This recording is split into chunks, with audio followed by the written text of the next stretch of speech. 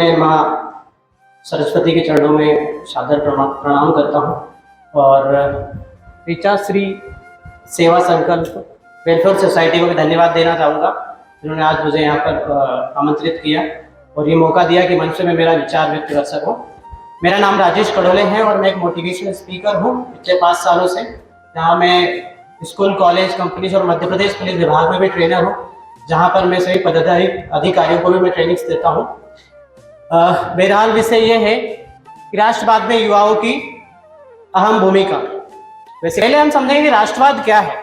राष्ट्र से प्रेम करना, राष्ट्र के प्रति समर्पित होना, राष्ट्र के प्रति प्रेम की भावना रखना, सहयोग करना, ये राष्ट्रवाद कहलाता है। लेकिन मैं आपसे पूछता हूँ कि राष्ट्रवाद वही नहीं है जो स्टेटस पे चिपका दिया जाए और 24 घंटे के बाद अपने आप फटाक से खत्म हो जाए, वो राष्ट्रवाद नहीं है। राष्ट्रवाद वो नहीं है जो 15 अगस्त और 26 जनवरी के दिन सिर्फ झंडे के नीचे जाके फोटो खिंचवा लिया, सेल्फी खिंचवा ली और ये हो गए कि हम राष्ट्रवादी हैं। 15 अगस्त 26 जनवरी पे बड़े बड़े ऊंचे भाषण देना ही राष्ट्रवादी नहीं कहलाता है। क्योंकि विषय यह है कि राष्ट्रवादी हम बनना चाहते हैं और हम हैं, तो इसका हमें परिचय भी देना चाहिए। हम राष्ट्र के प्रति क्या कर रहे हैं, ये हमारी भूमिका हमें खुद को तय करनी पड़ेगी। अब बात रही युवाओं की भूमिका, डेफिनेटली युवाओं की बहुत बड़ी भूमिका है। स्वामी विवेकानंद कहते थे कि इस देश की रीढ़ की हड्डी है वो है युवा। Youth can change everything. Youth जो है, भारत का युवा है, वो सब कुछ चेंज कर सकता है। एक फैक्ट आपको बता देता हूं कि पूरी दुनिया में सबसे ज्यादा, तालियां बजाना इस बात पे, सबसे ज्यादा युवा है। हमें हमारे इस देश पर गर्व होना चाहिए कि सबसे ज्यादा दुनिया में सबसे ज्यादा युवा है। दूसरा फैक्ट बता देता हूं कि पूरी दुनिया में भारत एक ऐसी जगह है जहां पर आप सब कुछ कर सकते हो, सब कुछ संभव है, क्योंकि यहाँ का वातावरण, यहाँ का एटमॉस्फेयर ऐसा है जहां पर आप कुछ भी कर सकते हो, सब कुछ कर सकते हैं। अगली बात मैं कहना चाहूंगा कि बात रही युवाओं की अहम भूमिका, डेफिनेटली अहम भूमिका है ही राष्ट्रवाद में। देश को आगे ले जाने में युवाओं की अहम भूमिका है और युवा बहुत कुछ कर सकते हैं। जैसे मैं आए गए दिन स्कूल, कॉलेज और कंपनी, कॉर्पोरेट में ट्रेनिंग्स देता हूँ, तो वहां पर भी मुझे यूथ मिलते हैं, युवा मिलते हैं, तो बिल्कुल लूले पड़े हुए हैं, डिप्रेशन में जी रहे हैं, स्ट्रेस में जी रहे हैं, तनाव में जी रहे हैं। मैंने कहा भैया क्यों तनाव में जी रहे हो, हम तो देश बदलने की बात कर रहे हैं, विश्व गुरु बनाने की बात कर रहे हैं और हम ही डिप्रेशन में जी रहे हैं, तो कैसा चलेगा। मैं उनको मोटिवेट करता हूँ, प्रेरित करता हूँ, काउंसलिंग भी करता हूँ मैं। अभी देखा गया कि 65% कोविड के बाद में 65% युवा ऐसे हैं जो डिप्रेशन और एंजाइटी में जी रहे हैं। तो डिप्रेशन क्यों, तनाव क्यों?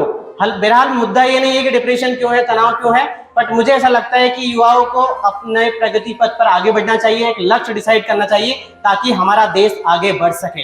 और मुझे ऐसा लगता है कि हमारे देश को डॉक्टर, मास्टर और इंजीनियर की बिल्कुल जरूरत नहीं है। हमारे इस देश को डॉक्टर, मास्टर और इंजीनियर की जरूरत नहीं है। हमारे देश को एक अच्छे इंसान की जरूरत है। हमारे देश को एक अच्छे इंसान की जरूरत है, क्योंकि हजारों लाखों डॉक्टर के बराबर एक इंसान होता है। तो हमें एक अच्छा इंसान और एक बेहतर इंसान बनना है, और वो बेहतर इंसान बनने की शुरुआत हम खुद से ही होती है। If you want to change our life, if you want to change our country, if you want to change our community, so firstly we have to change ourselves.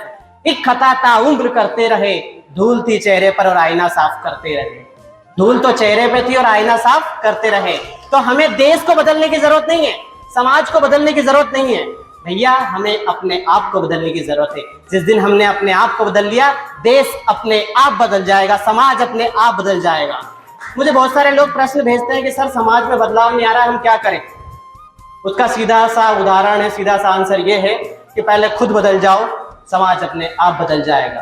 पहले खुद अपने आप बदल जाओ, समाज अपने आप बदल जाएगा। समाज को बदलने की जरूरत नहीं है, अपने आप को बदलने की जरूरत है। जैसा कि मैंने बताया कि धूल हमारे चेहरे पर है, आईने को साफ करने की जरूरत नहीं है। अंत में कहना चाहूंगा, 2 पंक्तियों से मेरी बात को यही समाप्त करूंगा।